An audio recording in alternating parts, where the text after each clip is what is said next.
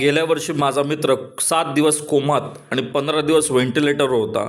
तो कोणत्या देवीच्या नवसाने वाचला हे जाणून घेण्यासाठी आज मी त्या देवीच्या दर्शनाला आलेलो आहे. आणि तिची आज जत्रा पण आहे आणि मी तुम्हाला घेऊन जातो त्या जत्रेला.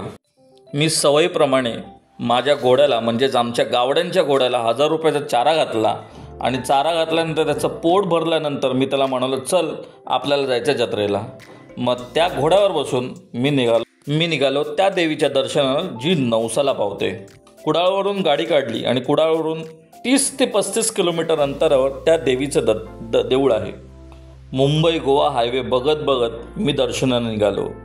रस्त्यात काळोख होता. मुंबई गोवा हायवेचं माहिती नाही, पण सिंधुदुर्गातला मुंबई गोवा हायवे हा टकाटक होता. गावाच्या वेशीवरती प्रशासनाने चांगली पार्किंगची व्यवस्था केली होती, पण आपला होता घोडा, त्याच्यामुळे तो पुढपर्यंत गेला.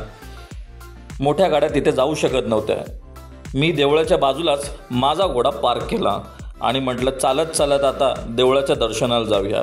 वाटेत काळोख होता. काही सोयी आहेत अपूर्ण, पण काही नाही. सगळ्याच गोष्टी एका फटक्यात कसं होतील, एवढ्या चांगल्या गोष्टी असताना आपण इथे दुर्लक्ष केलेलेच बरे. मी चालत जत्रेच्या दिशेने चालत निघालो. तिथे बघितलं तर लारपरी ही सज्ज झालेली प्रवाशांची ने-आण घालण्यासाठी अशा बऱ्याच गाड्या इथे येत जात होत्या. गावातील माणसे देखील भाविकांचे स्वागत करीत होती. जत्रेला चालत असताना मला एक गोष्ट लक्षात आली की आम्ही लहान असताना जत्रेचं स्वरूप हे वेगळं होतं, आता हे स्वरूप आहे. तिकडच्या जागा बदलल्या. सावंतवाडीतील लाकडी खेळण्याची जागा आता प्लास्टिकच्या खेळण्यांनी घेतली. काळानुसार खेळणी बदलली, मस्ती बदलली, सगळ्या गोष्टी बदलल्या. जी जुनी दुकानं होती ती आता नाहीशी झाली आहेत. नाहीशी म्हणण्यापेक्षा ती दुकानच बंद झाली आहेत. हे तुम्ही बघता. आता बघा तुम्हीच की पूर्वी इथे लाकडी खेळण्याची दुकानं असायची, आता प्लॅस्टिकची खेळणी सर्रास मिळतात. जे स्टॉल पूर्वी गावातली लोक बांधायचे, आता ती जागा देखील परप्रांतीयांनी घ्यायला सुरुवात केली आहे. असो, त्यांनी व्यवसाय करू नये असं माझं मत नाही, पण आपल्या लोकांनी जरूर व्यवसाय करावा असं माझं म्हणणं आहे. ही एक जुन्या आजोबा खाजे विकताना मला दिसले. खाजे हे जुन्या काळातलं एक अतिउत्तम खाणं होतं. हे सगळं बघता बघता आपण देवळाच्या वाटेने चालत निघालो. म्हणजे मी देवळाच्या वाटेने चालत निघालो. सिरियस बोलता बोलता मी स्वतःला आपण म्हणायला लागलो आणि मला जास्तच भाव द्यायला लागलो. आपण आता चाललो आहे देवीच्या दर्शनाला. देवीच्या दर्शनाच्या देवळाच्या बाजूला खूप गर्दी होती. लोक त्यांच्या मागण्या पूर्ण करण्यासाठी तिथे होती. आता तुम्हीच देवीच्या देवळाची वास्तू बघा. तिथे पोचताना किती प्रसन्न वाटतं ह्याचा अनुभव फक्त मी घेतला आहे. ही आहे देवी माऊली प्रसन्न सोनुर्लीची. हा आहे गाभारा, देवळाचा गाभारा, जिथे सर्व भाविक आपले नवस पूर्ण करण्यासाठी येतात, आपल्या मागण्या पूर्ण करण्यासाठी येतात. हे सगळं बघून म्हटलं, मी पहिल्यांदा देवीच्या रांगेला उभं राहतो. देवीच्या रांगेला उभं राहिल्यानंतर मला असं लक्षात आलं की खूप गर्दी आहे, आपले 2-3 तास याच्यात जाणार आहे.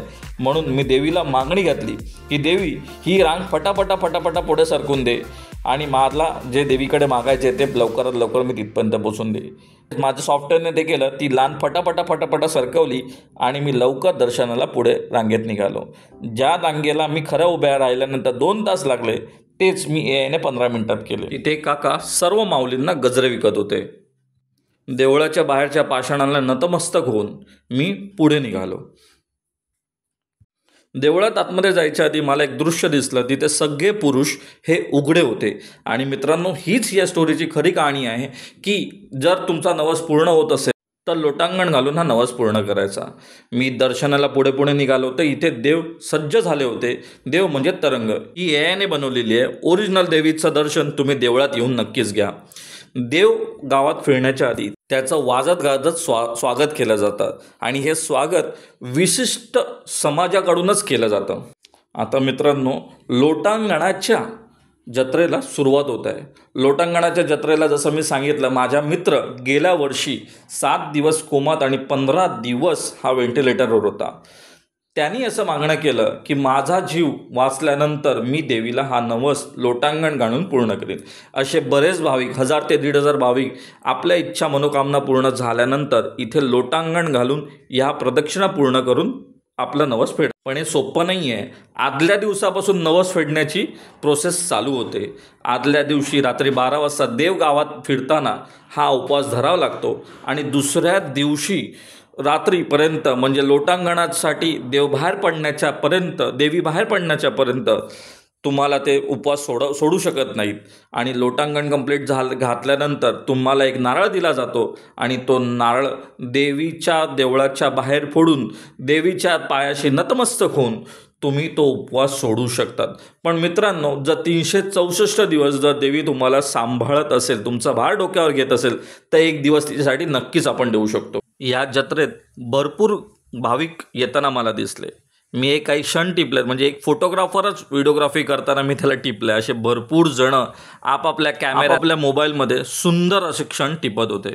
मित्रांनो, हे प्रदक्षिणा चालू असताना तिथे देव घेऊन तरंग चालत होते.